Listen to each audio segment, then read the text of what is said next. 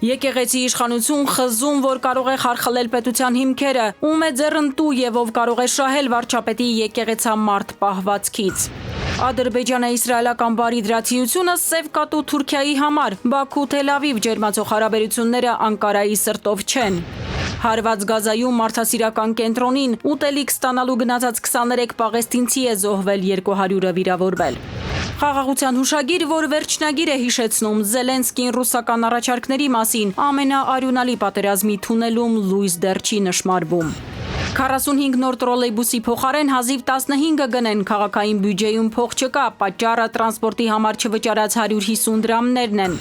Շինհրապարակը մահվան տարածք, բանվորների անվտանգության խնդիրը ժամի դիտակետում, ով ինչպես պետք է հսկի, որ շինարարության ընթացքում դժբախտ դեպքեր չլինեն։ Քննական եռուն շրջան դպրոցներում արտագրող աշակերտներ նկարած թվանշաններ, ինչ մարտահրավերների առաջ է կանգնած դպրոցական կրթական համակարգը։ Բրուցելոզի 31 դեպք Չկալովկայում կենդանիներին հարկադիր ոչնչացրել են, 10 մարդու մոտ վարակի թեստը դրական է։ Արմենիայի եթերում նորությունների գլխավոր ժամն է, բարի երեկո, ես Շահանե Մեժլումյանն եմ, ամենակարևորն ու դիտարժանը մեր եթերում։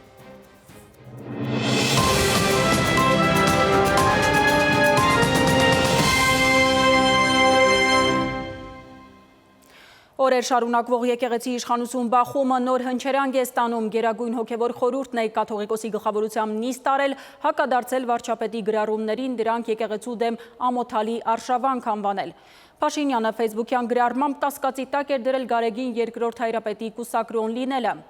Հոգևոր խորհուրդը վարչապետի խոսքը պետական այրին անհարիր բառապաշար է որակել, ընդգծել եկեղեցամարտ այս կեցվածքը քաղաքական նպատակներ ունի, փորձ է նսեմացնելու եկեղեցու հեղինակությունը, նվազեցնելու հանրային ազդեցությունը, ինչը հղի է մեր պետականության համար կործանարար հետևանքներով։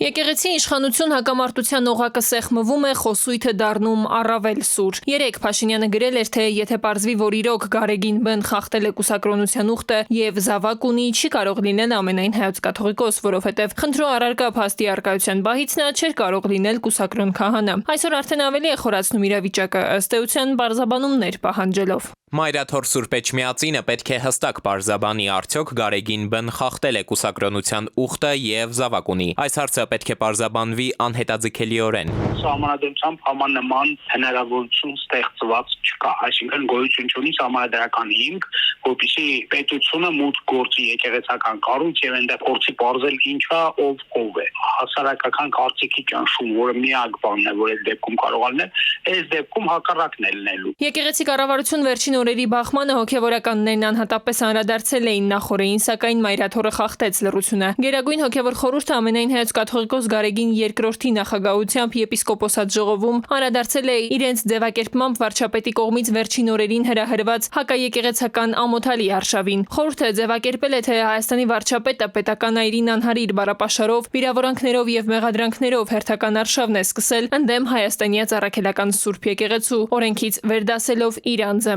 Եկեղեցամարտ այս կեցվածքը ակնհայտորեն թելադրված է քաղաքական նպատակներով եւ փորձ է նսեմացնելու ազգային կյանքում եւ միջազգային շրջանակներում հարգանք վայելող հայոց եկեղեցու եւ եկեղեցականաց հեղինակությունը, լռեցնելու եկեղեցու ձայնը եւ նվազեցնելու նրա հանրային ազդեցությունը։ Կառավարության ղեկավարի հակաեկեղեցական պահվածքը, ազգային արժեքների եւ եկեղեցու դեմ նախաձեռնած գործընթացները հղի են կործանարար հետևանքներով եւ սպառնալիք հայոց պետականությանը, մեր ժողովրդի միաբանությանը, թե հայրենիքում եւ թե Սփյուռքում։ Մեր երկրի արչեւ ծառացած անվտանգային խնդիրները օրորի են մեծանում, անցնելով վերահսկելի սահմանը։ Աստվածաբանն է հիշեցնում ու հարց բարձրացնում, ինչպես կարելի է ներսում խզում առաջացնել ու հարվածի տակ դնել եկեղեցին։ Խոշոր կառույցի հայկական, ավելի մեծ կառույցի, քան Հայաստանի Հանրապետությունը, աներևակայելի ազդեցություն Սփյուռքի վրա ունեցող, համաշխարհային համարում ունեցող կազմակերպության, որին ականջալուր է թե Վատիկանը, թե ականջալուր են բողոքական եկեղեցիները տարբեր երկրների։ Հիմա ի՞նչն է խնդիրը, որ մենք ներսում խզում ենք առաջացնում։ Ոչ միտեղ չտանող ճանապարհ է, միայն ավելորդ խզումն ու պառակտումն է խորանում այսպիսով։ Աստվածաբանն է ասում, դարձյալ կրկնում՝ մի իրողություն, որ մեր օրերում մեծ հարված ուղղված կարող է լինել հայոց պետականությանը։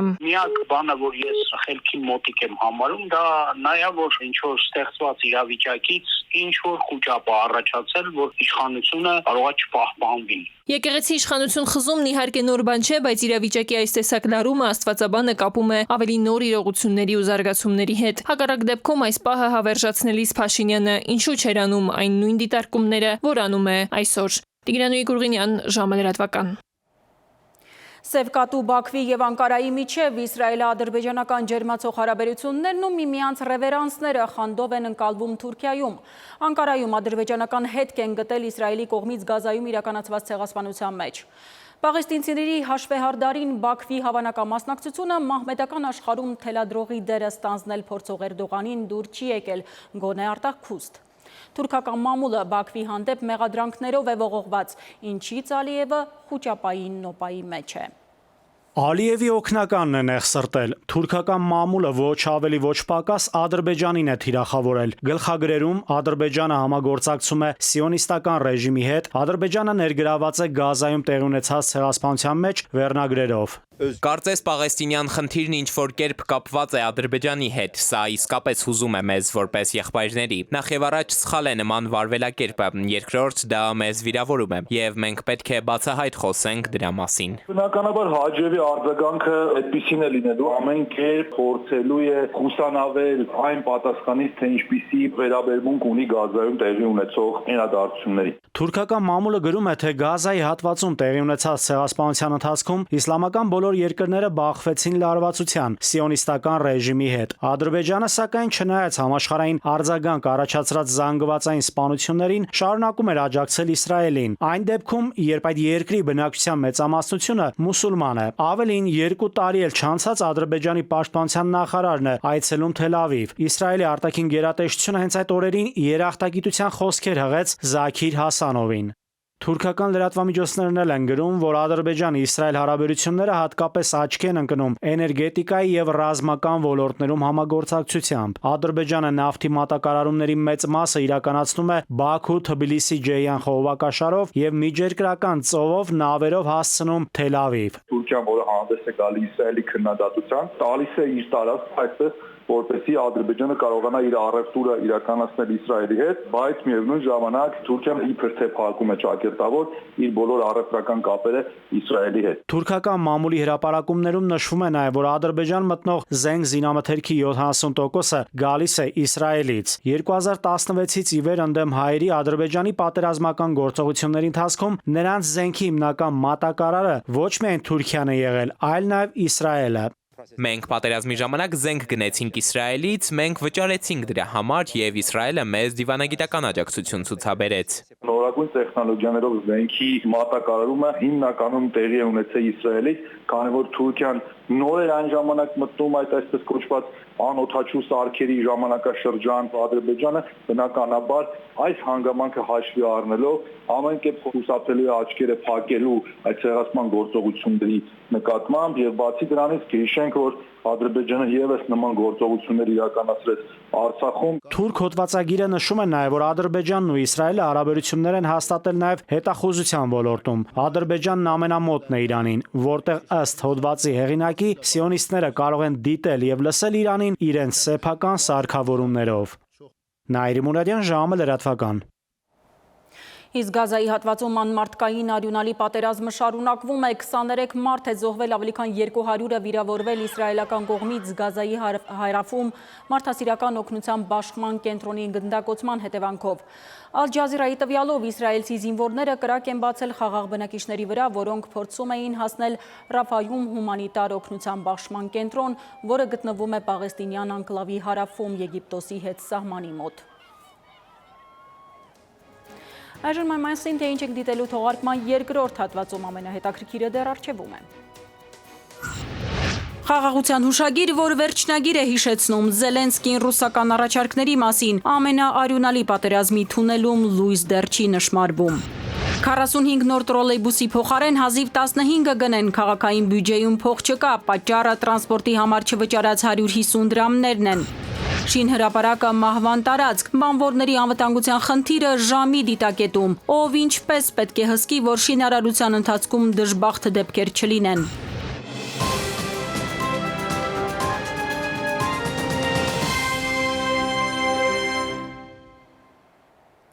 Ժամը շարունակում է աշխատանքը Արմենիայի ուղիղ եթերում։ Միջազգային լրատվամիջոցների ուշադրության կենտրոնում կրկին Ստամբուլն է, որտեղ նախորդին կայացել է ռուս-ուկրաինական ուղիղ բանակցությունների երկրորդ ռաունդը։ Այն անցել է կառուցողական մթնոլորտում, հայտարարել է Թուրքիայի արտգործնախարարը, լրագրողների համար բացահայտել։ Պատվիրակները համաձայնել են շարունակել առաջնորդների մակարդակով հանդիպում նախապատրաստելու աշխատանքը։ Վաշինգտոնից էլ արձագանքել են, պատրաստ են առաջնորդների եռակողմ հանդիպման։ Թրամփը ուզում է անհապաղ լուծել հակամարտությունը, ինչին փորձագետների կարծիքով դեմ է Մակրոն-Մերց-Ստրամեր եռյակը։ Ամենաարյունալի պատերազմի թունելում երբ կերևա լույսի նշույլ, ժամի անդրադարձը։ Այս փաստաթուղթն է, որպես առաջարկ ռուսական կողմը թուրքական Չիրագան պալատում տվել ուկրաինական կողմին, այն հակամարտության կարգավորման վերաբերյալ հրադադարի երկու տարբերակ է։ Առաջինը ենթադրում է Ուկրաինայի կողմից գրավված ռուսական տարածքներից ուժերի դուրսբերում, այդ թվում Դոնեցկից եւ Լուգանսկից, Զապորոժիեի եւ Խերսոնի մարզերից։ Երկրորդը փաթեթային առաջարկ է, վերաբերում է զորքերի վերատեղակայման արգելքին, զորահավաքի եւ Կիևի նոտարերկրյա ռազմական օգնության մատակարարման դադարեցմանը։ Ուկրաինայի չեզոքություն ռազմական միություններին անդամակցության բացառում, Ուկրաինայի ոչ միջուկային կարգավիճակ, զինված ուժերի առավելագույն թվաքանակի սահմանում, Ռուսաստանի դեմ սահմանված տնտեսական պատժամիջոցների վերացում, մարտական գործողությունների հետևանքով կրած վնասների առնչությամբ փոխադարձ պահանջներից հրաժարում, ռուսալեզու բնակչության իրավունքների եւ ազատությունների ապահովում, Ուկրաինայի ուղղափառ եկեղեցու գործունեության սահմանափակումների վերացում, նացիզմի հերոսացման արգելք։ Հուշագրից բացի Ռուսաստանը միակողմանիորեն Կիևին կփոխանցի ուկրաինացի զինվորների եւ սպաների 6000 մարմին։ Կողմերը պայմանավորվել են նաեւ առանձին հատվածներում 2-3 օրով դադարեցնել կրակը, որպեսզի հրամանատարները կարողանան վերցնել իրենց զինվորների մարմինները։ 10 հղում անելով իր աղբյուրին տեղեկացնում է, որ Ռուսաստանի եւ Ուկրաինայի բանակցությունների հաջորդ փուլը կրկին Ստամբուլում կլինի։ Կիևը վերջին ռազմական հաջողությունից հետո ինչպես կդիրքավորվի ռուսական հուշագրի կետերը որքան ընդունելի են, դժվար է խոսել պատերազմի դադարի մասին։ Փորձագետները համոզված կողմերը համաձայնությունից շատ հեռու են։ Ուկրաինական կողմը ոչ զիջման չի գնում, փաստացի չի ճանաչում այն իրողությունները, որի մեջ ինքը ապրում է, իսկ ռուսական կողմը ունի իր պայմանները, ընդդեմ այդ պայմանները նոր չեն։ Ռազմական փորձագետն ասում է, ուկրաինական կողմը այս փուլում պատերազմը ավարտելու մտադրություն չունի, բայց դա ոչ թե Կիևում, այլ եվրոպական 3 երկրներում են որոշել՝ Մեծ Բրիտանիա, Ֆրանսիա, Գերմանիա։ Ասում է, նրանց է պետք, որպեսզի Թրամփի նախընտրական խոստումները ձախողված համարվեն։ Դրանցից առանցքայինը ռուս-ուկրաինական հակամարտությունն ավարտելն էր։ Սա նշանակում է, որ կոնգրեսում միջանկյալ ընտրությունները բացելուց հետո իսկ հաղթելու են դեմոկրատները, դա մեծ հավանականություն եւ բավարար պարարտով կարող է անցանալ եւս 2 տարի հետո ամեն նոր նախագահական ընտրություններում հանրապետական կուսակցության տեխնացուի պարտության համար։ Այն մարտավարությունը, որը որդեգրել է Բրիտանիան։ Իսկ Բրիտանիայի քաղաքականությունը Եվրոպայում վստահաբար երկու հենասյուն սպասարկում է Մակրոնը եւ Մերցը։ Ռազմական իրավիճակը չի որոշում պատերազմի ելքը, բոլոր որոշումները քաղաքական են, ասում է փորձագետն ու հավելում, անկախ ճակատի իրադարձություններից այս հակամարտությունը բացառապես քաղաքական ելք է ենթադրում։ Տիգրան Ուիկուրգինյան, ժամը լրատվական։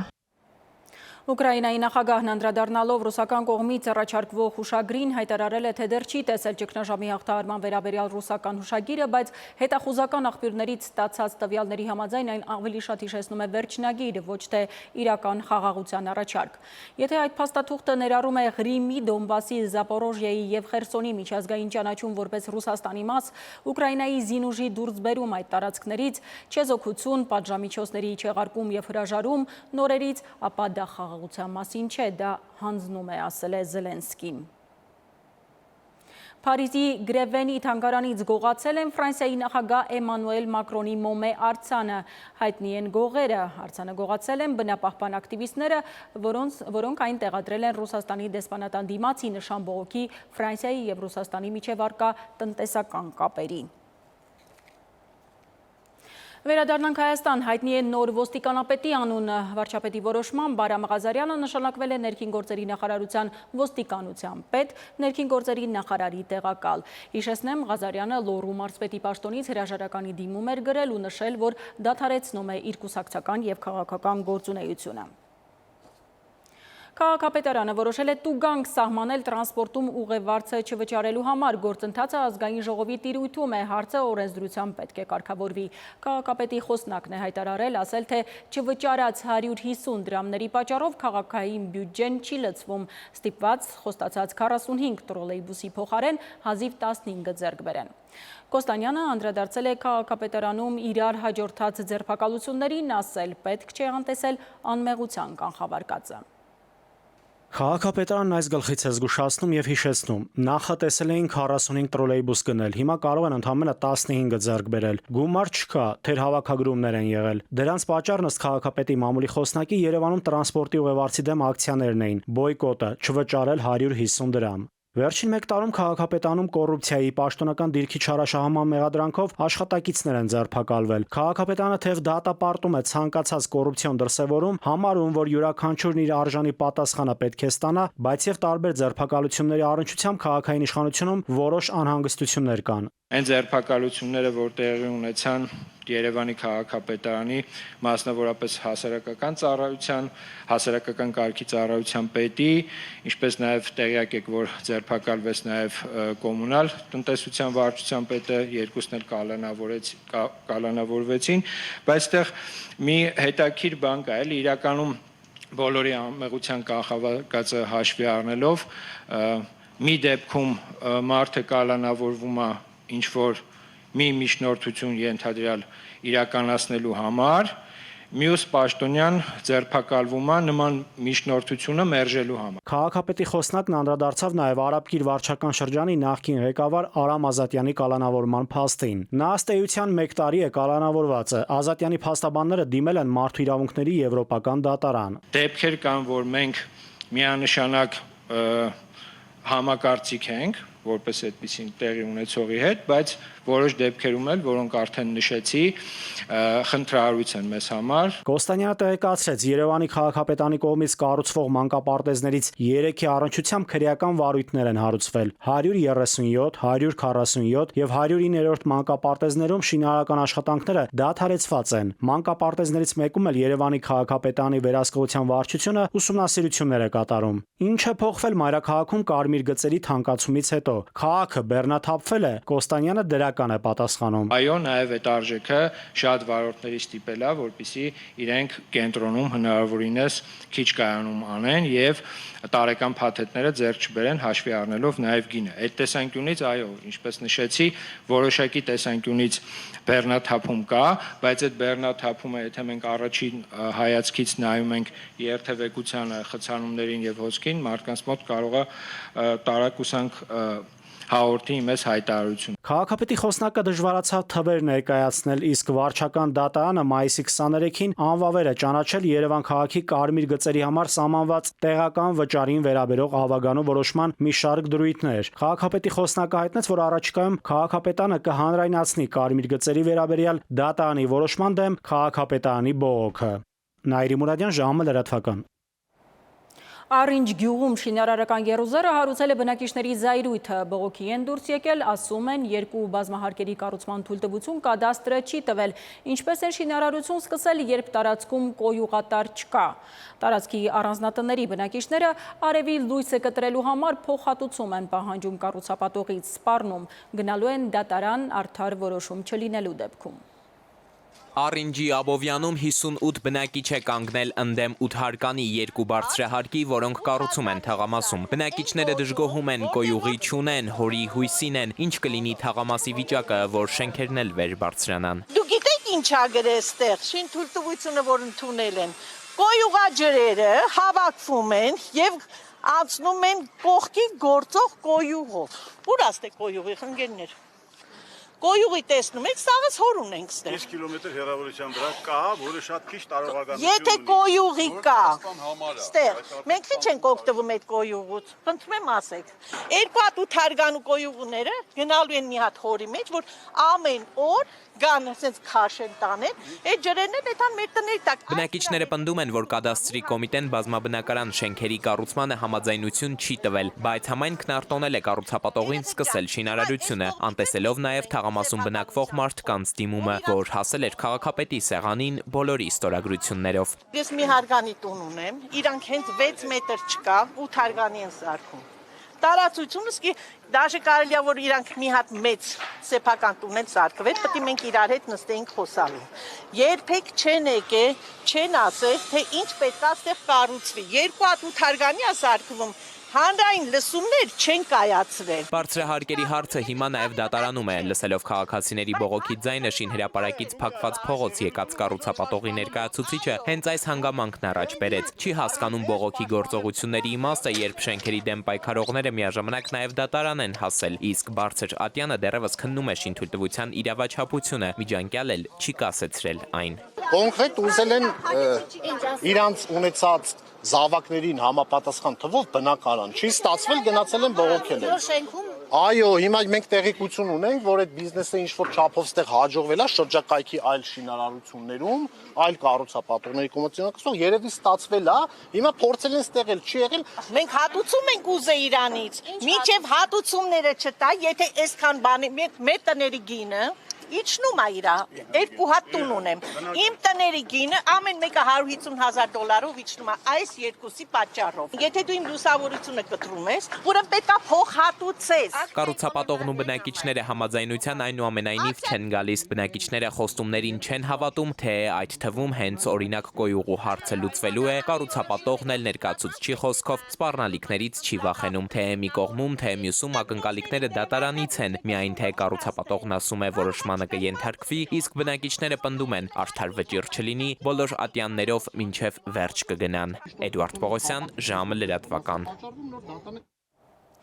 Շինհրապարակ, որ կարող է դառնալ մահվան օղակ, բարձրահարկերի շինարարության ընթացքում եզակի չեն դեպքերը, երբ աշխատողները անզգուշաբար վայր են ընկել մեծ բարձրությունից անդառնալի հետևանքներով։ Այդպիսի ողբերգական դեպք 2 շաբաթ առաջ եղավ Զովունիում։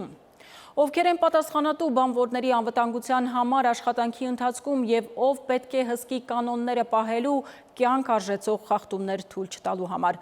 Ժամի անդրադարձը։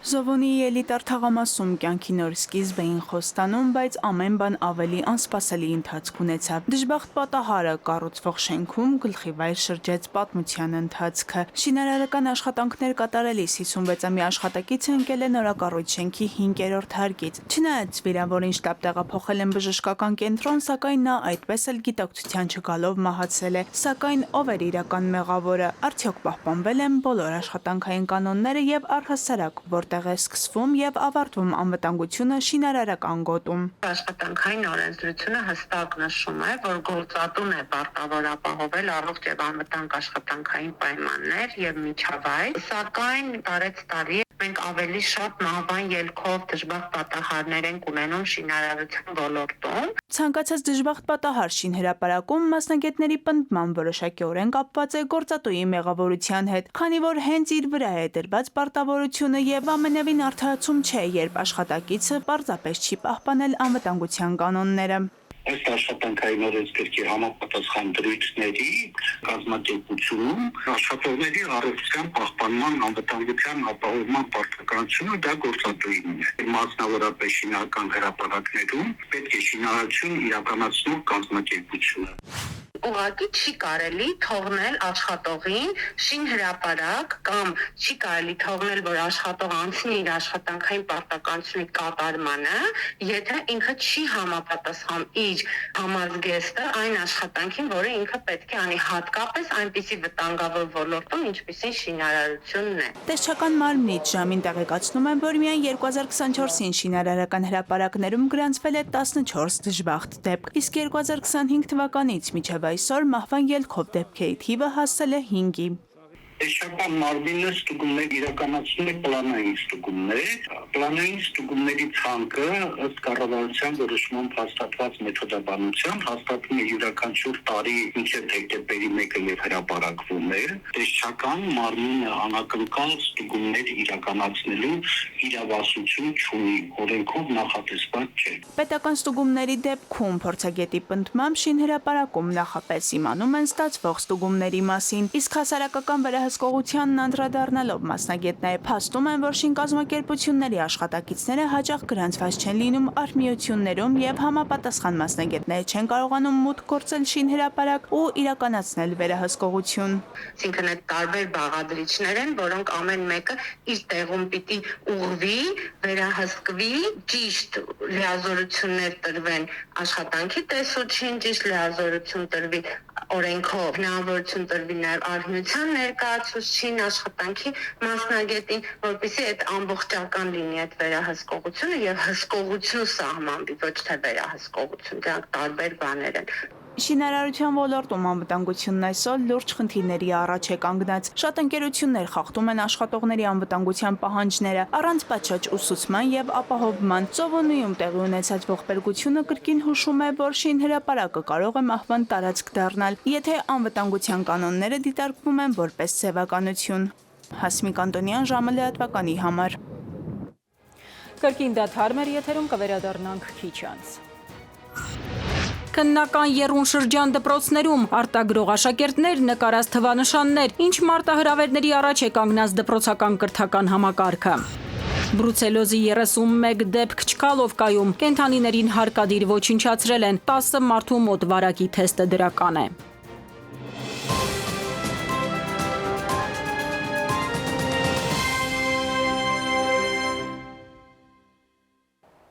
Մենք վերադարձանք, շարունակում ենք թողարկումը։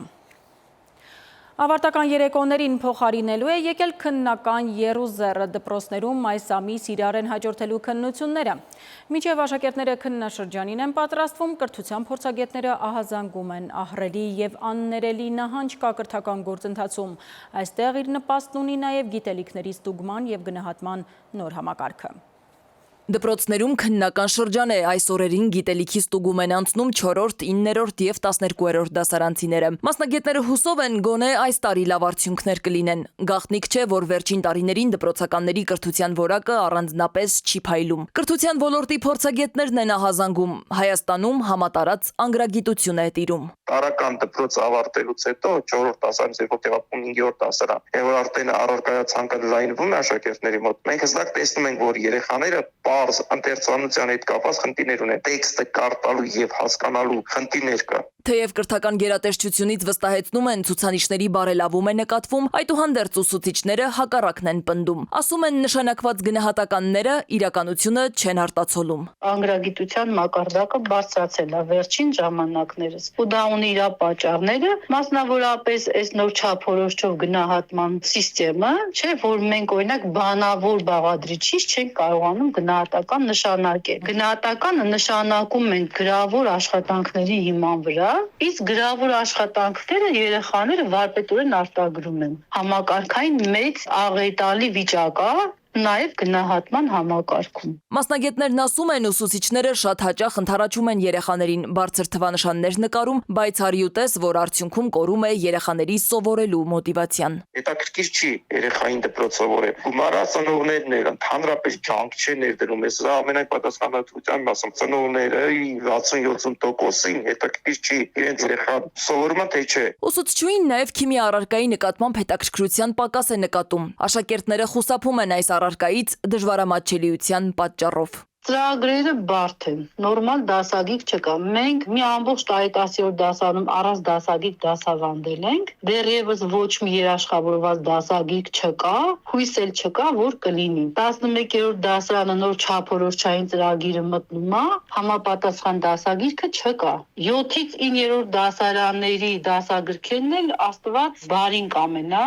Կրթության փորձագետը խնդիրը խորքային է համարում ու նկատում։ Կրթական ցենզի անկումը անհապաղ կանխել է պետք։ Չի կարելի մատների արանքով նայել գիտելիքին։ Հորդորում է ծնողներին զգոնություն ու գերպատասխանատվություն ցուցաբերել սեփական երեխաների ապագայի նկատմամբ, միաժամանակ վկայաբերում միջազգային փորձը։ Էստոնիայում օրինակ, եթե աշակերտը դպրոց է հաճախում տնային աշխատանքները չկատարած, ծնողը ենթարկվում է վարչական պատասխանատվության։ Սվետլանա Ավդիշյան, ժամը լրատվական։ Չկալով կանջրի ճամփա անասնաբուժների եւ սննդի տեսուչների համար բրուցելոզի վերջին սուր բռնկումից հետո ամեն օր փորձաքննություններ են անցկացնում։ 10 մարդու մոտ վարակի թեստը դրական է եղել, 30-ից ավելի կենդանի հարկադիր սպանդի է ենթարկվել։ Ասում են իրավիճակը վերահսկելի է, հիվանդ կենդանու միս սպասաժներում չի հայտնվում, խանութներում չկա, չի կարող լինել։ Գեղարքունիքի Չկալովկայում վերջին մեկ ամսվա ընթացքում բրուցելիոզով վարակվել է 31 կենդանի։ Ժամը լրատվականին տեղեկությունը սննդամթերքի անվտանգության տեսչականից են փոխանցում, վստահեցնելով, թե իրավիճակն այս պահին վերահսկելի է։ Տարեսկզբից արձանագրված ընդհանուր դեպքերի թիվը հասել է 128-ի։ Բոլոր կենդանիները, որոնց մոտ հաստատվել է բրուցելիոզը, ենթարկվել են հարկադիր սպանդի, պարտադիր սպանդի։ Գյուղում հնդածս նաև շարունակվում են ուսումնասիրությունները, կենդանիներից արյան նմուշ են վերցնում, տանում լաբորատոր փորձաքննության։ Անպայման հարկադիր մորթը կատարվում է, պարտադիր, որպեսզի հիվանդությունը չտարածվի, իսկ մսի օգտագործումը արդեն իր ընտրությամբ է, գյուղացին կարող է որոշել ինքը իր միսը օգտագործել։ Գյուղացիները հիմնականում, քանի որ բրուցելոզով հիվանդ կենդանու միսը օգտագործելի է վերամշակումից հետո, դա կարող է օգտագործվել արտադրության մեջ, որտեղ բարձր ձևաստիճաններով վերամշակվում է։ Կամ գյուղացիները երբեմն ընտրում են նաև սեփական օգտագործման տարբերակը։ Ամեն դեպքում բրուցելոզով հիվանդ կենդանու միսը չի կարող եւ չի հայտնվում իրացման ցանցում։ Չկալովկայի ավելի քան 158 բնակչի եւս ստուգել են։ Հիվանդությունը վերջին տվյալներով 10-ի մոտ է հաստատվել։ Իրանք ստանում են բուժում ընթացքում է, վիճակը բավարար է։ Այս պահին անհագստացնող տվյալներ դեռ չունենք։ Հիվանդությունների վերահսկման եւ կանխարգելման ազգային կենտրոնի պաշտոնյայից ժամը փորձեց նաեւ տեղեկանալ, թե այս պահին ունեցած արդյունքների հիման վրա ինչ կանխատեսումներ կան առաջիկայի համար գյուղում հիվանդության տարածման հետ կապված։ Հստակ գնահատական չտվեց, միայն ասաց, թե խնդիրն ամենօրյա ուշադրության կենտրոնում են պահում։ Էդուարդ Պողոսյան, ժամը լրատվական։ Սիրով քայլ առ քայլ իմ ուղի կենտրոնը ճանապարհ է հարթում աուտիկ խնդիրներով երեխաների համար։ Տարբեր թերապիաներ, մասնագիտական ուսուցում, կրթաբուժական ծրագրեր, կենտրոն հաճախող 250-ից ավելի երեխաների համար ու այսպես 19 տարի։ Այս ճանապարհին միշտ կենտրոնի կողքին է եղել հեռահաղորդակցության ոլորտի առաջատար Վիվան։ Հովանեսն է համակարգչային ծրագրերի սիրահար։ Անգլերեն է սովորում, որ մարդկանց նկարներին նոր շունչ ու փայլ հաղորդի։ Եսում եմ Photoshop անեն, սարքել, ասենք, մարդկանց դեմքը ջայլացնեմ։ Հովանեսի նման աուտիզմ ունեցող երեխաների ու դեռահասների սոցիալացումը առանձնահատուկ մոտեցում է պահանջում, աշխատանք ընտանիքների հետ եւ շփման ճիշտ միջավայրի ընտրություն։ Եվ այս ճանապարհին բնությունը պարզապես անփոխարինելի է։ Իմ ուղին սոցիալ հաբիլիտացիոն, կրթական եւ մասնագիտական ուսուցման ցերեկային կենտրոնի սաների հերթական զբոսանքը Գառնի Գեղարդ զբոսաշրջային ակտիվ գոտում էր։ Հաջողություն, ծնողներ կան, ընտանիքներ կան, որ իրենք չեն էլ կարող այս սոցիալիզացիան իրենց երեխաների համար ապահովեն եւ ֆինանսական առումով, եւ ժամանակի առումով աշխատում են, չեն կարող։ Շենքային պայմաններում սովորածը իրական պատմություն է դառնում բնության գրկում եւ մասնագետների ջանքն էլ ապարդյուն չի անցնում։ Շղթան երկար է՝ էրգոթերապիա, երաժշտաթերապիա, արտ-թերապիա։ Վարքագծային ընդունված կանոնների ձեռքբերումը բնության շրջապատում ավելի հեշտ է տրվում։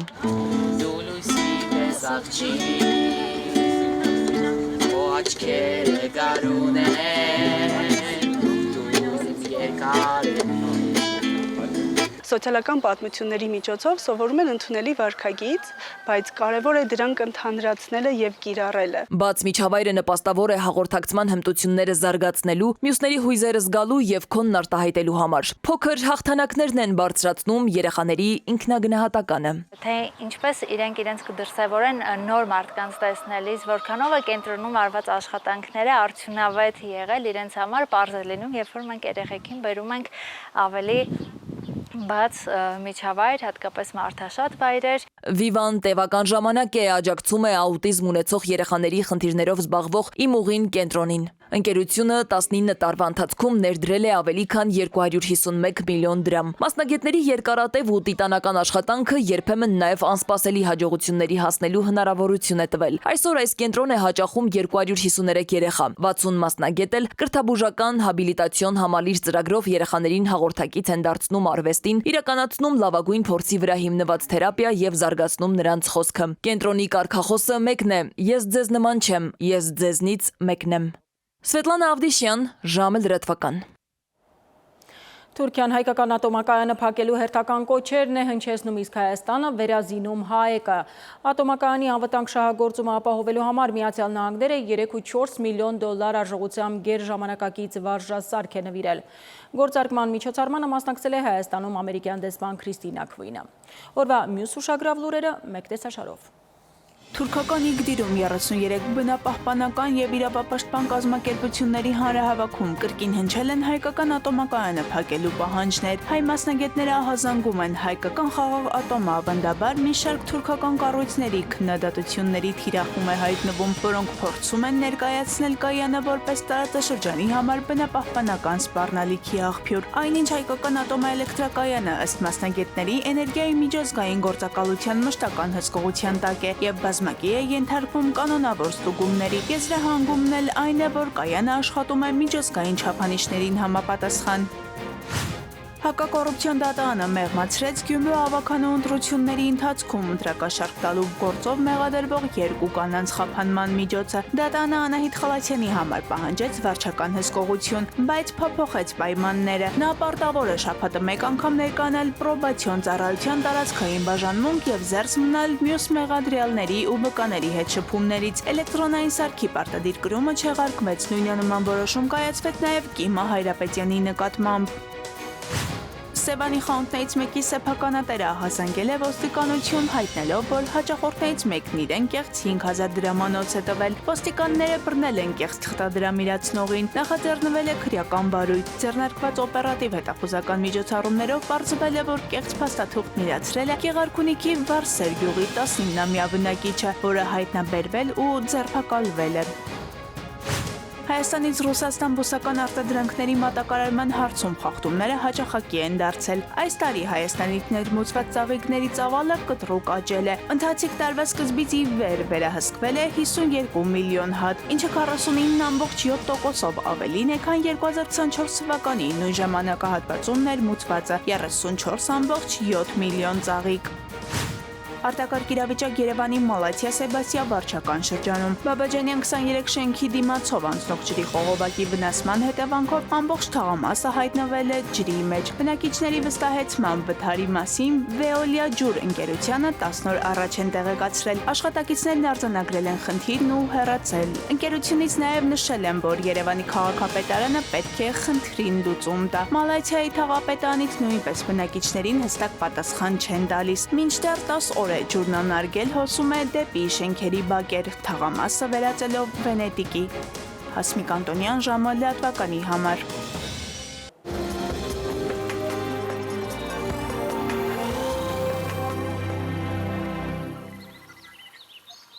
Եվ վերջում եղանակի մասին, օդերևութաբանները վաղը կեսօրից հետո կարճատև անձրև եւ ամպրոպ են կանխատեսում։ Իդեպ եղանակի տեսության հովանավորն է Ֆերոսի ապրանքանիշը իր հուսալի անվտանգ եւ գերխնայող գազի կացաներով, որոնք պաշտոնապես ներկայացված են էքստերիեր խանութների ցանցում, Ֆերոսի եղանակ ստեղծող կացաներ։ Իսկ այժմ այրաքաղաքում եւ մարզերում սպասվող ջերմաստիճանի մասին ավելի մանրամասն։ Շիրակում, Կոտայքում, Գեղարքունիքում, Արագածոտնի եւ Վայոց ձորի լեռներում սպասվում է 15-ից 19 աստիճան ջերմություն։ Վայոց ձորի եւ Արագածոտնի նախալեռներում 19-ից 23, Լորիում 16-ից 19, Տավուշում 20-ից 23 աստիճան ջերմություն։ Արարատում եւ Արմավիրում կլինի 23-ից 26, Սյունիքի հովիտներում 20-ից 23, իսկ Սյունիքի նախալեռներում 12-ից 15 աստիճան ջերմություն։ Երևանում գիշերը սպասվում է 13-ից 15 աստիճան ջերմություն, ցերեկը 21-ից 23, երեկոյան ժամերին 17-ից 19 աստիճան ջերմություն։ Այսքանն էինք պատրաստել այսօրվա համար, ես ձեզ հրաժեշտ եմ տալիս եւ մաղթում խաղաղ գիշեր։